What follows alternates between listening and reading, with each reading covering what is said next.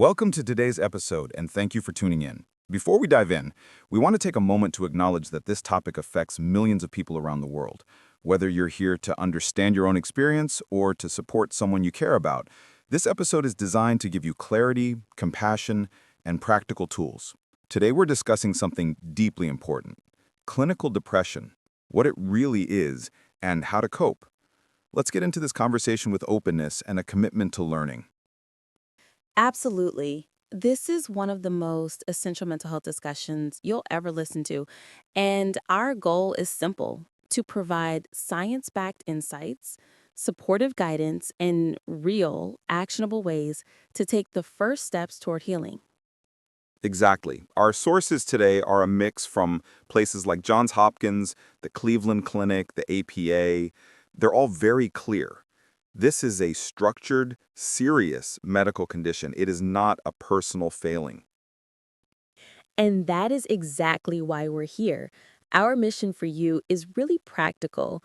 First, we need to clearly define what clinical depression actually is. So you can tell the difference. Yes, the difference between, just feeling down or stressed out for a bit and a persistent, debilitating illness. But we're not going to stop there. We're also pulling out specific, scientifically supported coping skills, a kind of learner's toolkit, Things you can actually do. things you can actually do. We want to arm you with actionable steps you can practice daily, even when that depression has just sapped all your motivation.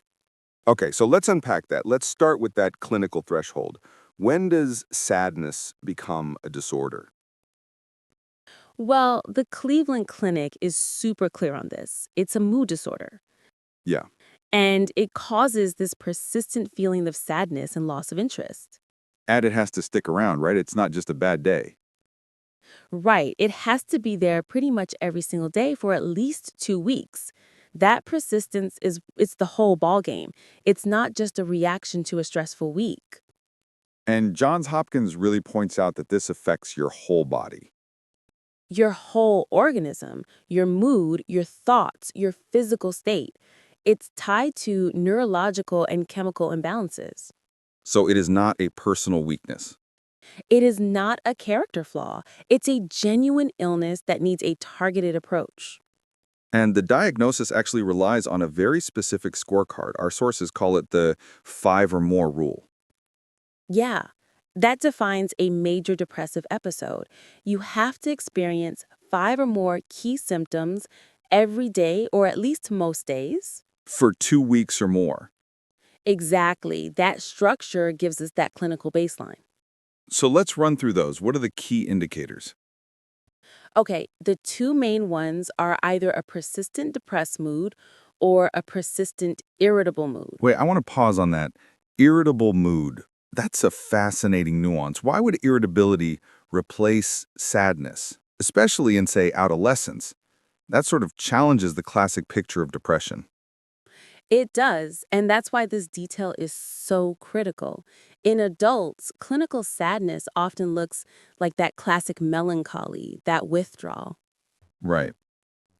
But in kids and teens, the inability to regulate emotions, that profound discomfort, it often comes out sideways As anger.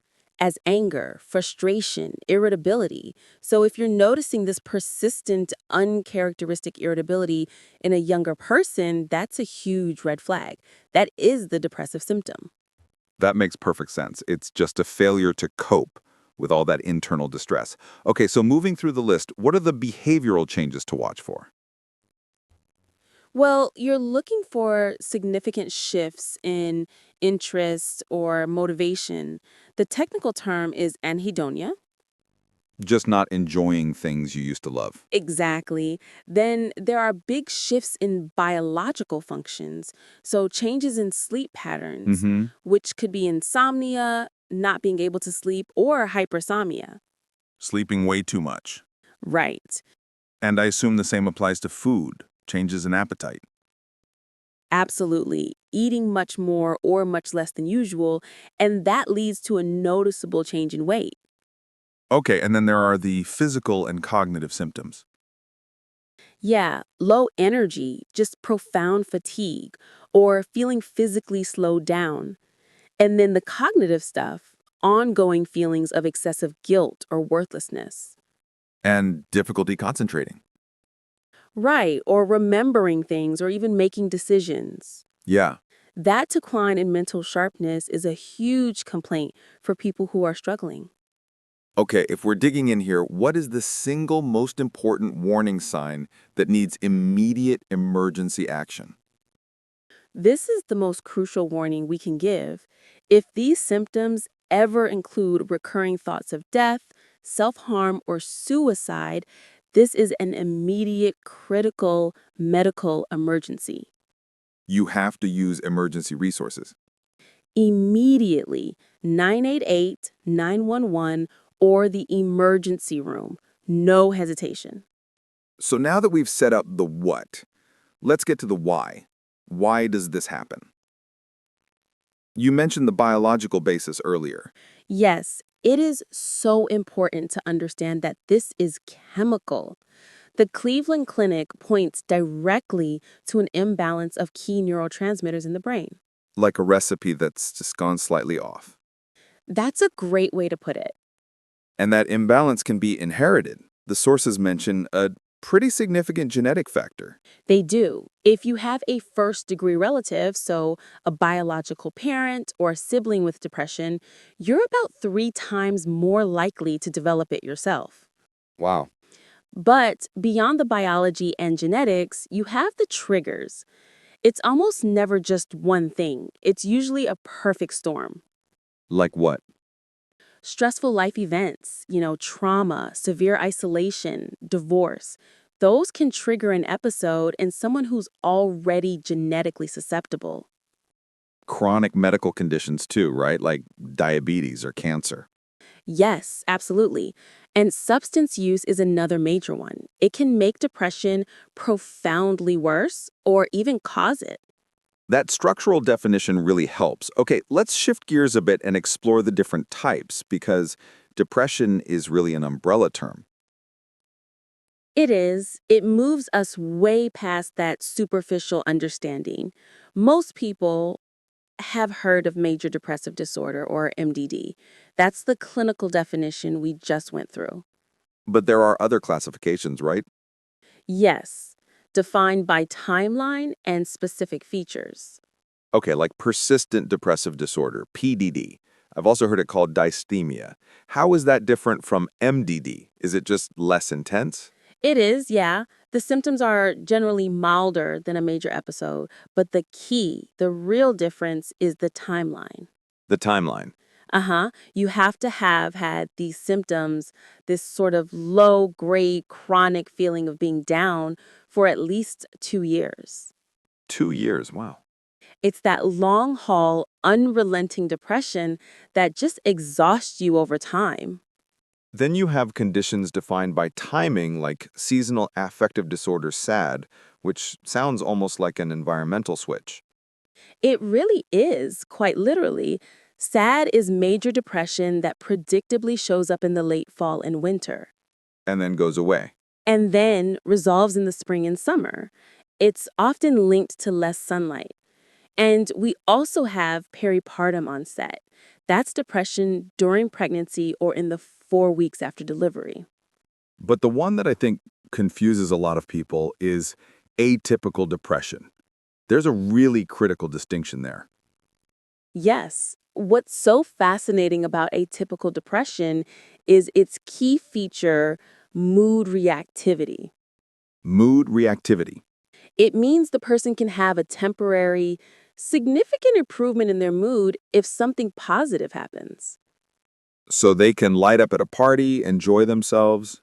Exactly, but once that positive thing is gone, the mood just crashes right back down. That's counterintuitive. I mean, if they can feel happy sometimes, why is it still called depression? What's happening in the brain that's different from just a normal bad mood? That's an excellent question. See, in classic MBD, the mood is often just flat, it's constant. You could win the lottery and still feel nothing. Right. With atypical depression, the underlying chemical imbalance is still there, But the emotional systems aren't totally shut down, they're just poorly regulated. That temporary lift isn't sustained. It's not healthy. I see, and it still meets the diagnostic criteria when the positive event is gone. Exactly. And it usually comes with other hallmarks like an increased appetite and something called rejection sensitivity. So feeling overwhelming pain from even perceived criticism. Precisely. Okay, that really deepens the picture. Okay, so we have defined the illness. Let's talk about what people can actually start doing. Let's transition to the learner's toolkit. And the sources are really clear. These strategies are backed by research and recommended even for people on medication. This is the vital homework that helps you reclaim a sense of control. We can start with physical health and routine because depression just attacks structure. Okay, let's start with the bedrock exercise. The sources seem to recommend moderate exercise. What, about 5 times a week? 30 minutes a session? That's the gold standard. And the NHS has this great metric for moderate. Oh yeah, what is it? It should be challenging enough that it's actually difficult to sing from your diaphragm. I like that. So you can talk, but you can't belt out a tune. Exactly. That's the sweet spot. But if you're in the depths of an episode, 30 minutes can feel impossible. It can. So the sources stress starting simple. A 15 to 30-minute brisk walk every day. That's a highly effective low barrier entry point. The attitude has to be that you're doing it for your brain chemistry, Right. regardless of your mood. Precisely. I love the analogy of a broken leg. You wouldn't skip your physical therapy just because you didn't feel like it. Exercise is physical therapy for the brain. Yes, it has to be done. And that physical foundation needs proper fuel. Diet and hydration are non-negotiable. So, lots of fruits, vegetables, whole grains. And limit the simple carbs, the added sugar, and especially junk food and energy drinks, because these huge energy spikes and then debilitating crashes. Which just feeds the depressive cycle. Right. And then there's the sleep and routine trap. The sources warn that staying up late and then sleeping in all day is a surefire way to feed depression. So, a regular sleep schedule, consistent eating habits, they provide an anchor. A crucial anchor when your internal life feels like chaos. Okay, let's move to the cognitive and behavioral strategies, the mindset part of the toolkit. You use the acronym MyWePeers for this. We do, and these are all techniques that should be practiced daily. Let's unpack these. M is for meaning, finding small ways to be of service to others. This is so deeply psychological. See, depression often strips away self-worth and replaces it with guilt. The psychiatrist Viktor Frankl said that success is often just an unintended side effect of dedicating yourself to something greater than yourself. So by helping someone else, even in a small way, you bypass that self-absorption of depression. You start to rebuild self-worth as a side effect. It shifts your focus outward. That's powerful. Okay, Y is for your goals, and the focus is on workable goals. Workable goals are where the rubber meets the road. They have to be goals you can control, that are manageable, realistic, and measurable. This is essential for rebuilding self-efficacy. Give me a micro example.